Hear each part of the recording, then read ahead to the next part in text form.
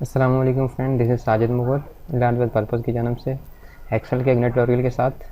आज का जो हमारा ट्यूटोरियल है वो उसके अंदर हम डिस्कस करेंगे डेटा वैलिडेशन को, यानी ड्रॉप डाउन वगैरह आप कहीं आप लिस्ट अगर यूज़ करना चाह रहे हैं अपनी, तो वो आप किस तरह से एक्सेल में यूज़ करेंगे, ठीक है।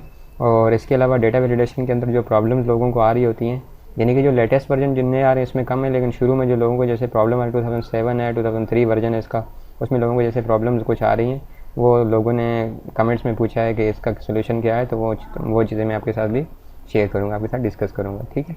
तो ये हमारे सामने जो है हमने एक जर्नल लेजर बनाया हुआ है ऐसे डेमो, ठीक है, और एक अकाउंट मास्टर है हमारा, ठीक है। अच्छा, ये तमाम चीज़ें जितनी भी हैं, यानी कि जर्नल लेजर बनाना, ये अकाउंटिंग वगैरह, ये तमाम चीज़ें हम इससे रिलेटेड हमारे सारे ट्यूटोरियल मौजूद हैं एक्सेल पे, आप उनको देख के आप सीख सकते हैं सारी चीज़ें। तो आज हम सिर्फ डेटा वैलिडेशन को ही यहाँ पे डिस्कस करेंगे, ठीक है। अब सपोज़ मैं यहाँ पे अकाउंट आ रहा है सिंपल ना, तो अब मैं चाह रहा हूँ कि अकाउंट जो मैं यहाँ पे यूज़ करूँ तो उसकी मेरे सामने लिस्ट आ जाए और लिस्ट में से मैं सेलेक्ट करूँ, ठीक है। तो लिस्ट मेरे पास कहाँ से आ जाए, यहाँ से आ जाए, अकाउंट हेड से, ठीक है।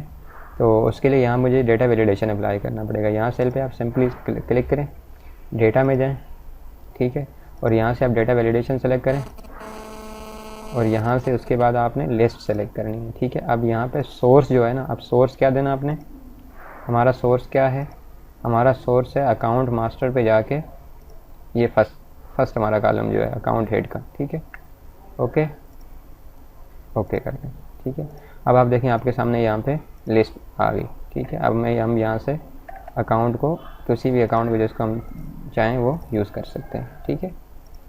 अब आप ये देखें, आप इसी को नीचे कॉपी कर सकते हैं। अच्छा, ये तो हो गया सिंपल, ठीक है। जो लेटेस्ट वर्जन में आपको कोई डिफ़िकल्टी नहीं आती, डायरेक्टली आपने सोर्स सेलेक्ट किया और वहाँ पे आपने सिंपली लगा दिया सोर्स, ठीक है।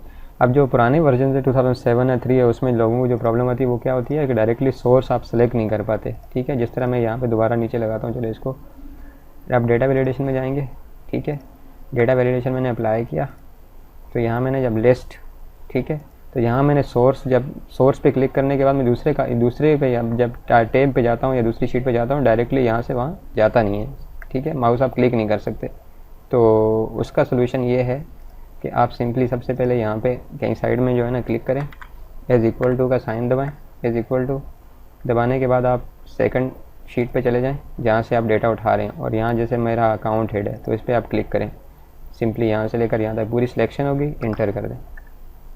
आपने इंटर कर दिया। अब इसको जो है ना, इसी सेल को आप F2 करें। अब आपके सामने ये जो है ना अकाउंट मास्टर का ए से ए तमाम टोटल जो है ना पूरी उसकी जो कॉलम है उसका सेलेक्ट हो गया, ठीक है। अब इसको सिलेक्शन करके कंट्रोल X या C की मदद से आप यानी कॉपी कर लें आप इसको, ठीक है। अपने पास आपने कॉपी कर लिया, ठीक है।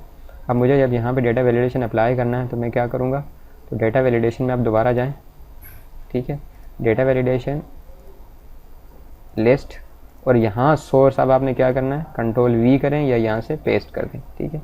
अब आपके सामने ये देखें, ये पूरी सिलेक्शन होकर वहाँ से हमारे सामने आ गई है, ठीक है।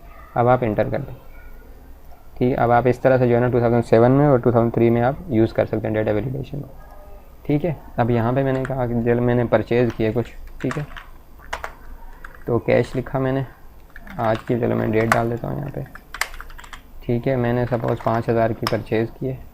अब आप ये देखें एक्सेल के हमने यहाँ पे फंक्शन वगैरह यूज़ किए हुए हैं कि आपको अनबैलेंस दिखा देगा और यहाँ हाईलाइट कर देगा कि आपका यानी डेबिट क्रेडिट बराबर नहीं आ रहा।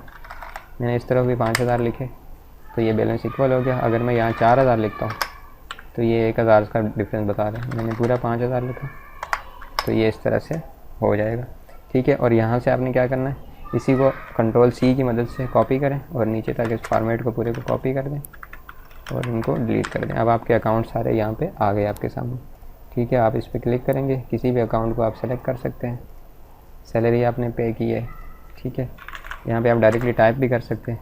अब अगर मैं सपोज़ मैं टाइप कर रहा हूँ, मैंने कैश के स्पेलिंग सही नहीं लिखे ना, तो इसने जो है ना इसको एक्सेप्ट नहीं करेगा कि आपके जो लिस्ट आपने सोर्स दी हुई है वहाँ पे के ये इस तरह का कोई नाम नहीं है। तो लिहाजा ये हमारे लिए प्लस पॉइंट होता है कि हम जो है अपना काम आराम से सही तरीके से कर सकते हैं, ठीक है।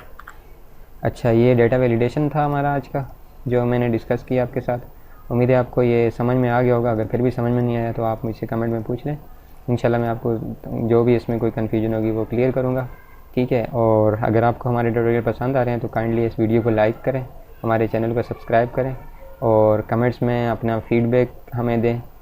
और अगर आपको कोई और चीज़ एक्सेल में जैसे कोई चीज़ समझ में नहीं आ रही है, कोई चीज़ आपकी रिक्वायरमेंट है तो पूछें, इंशाल्लाह हम आपको उसको सोल्यूशन प्रोवाइड करेंगे। Thanks for watching. अल्लाह हाफिज़।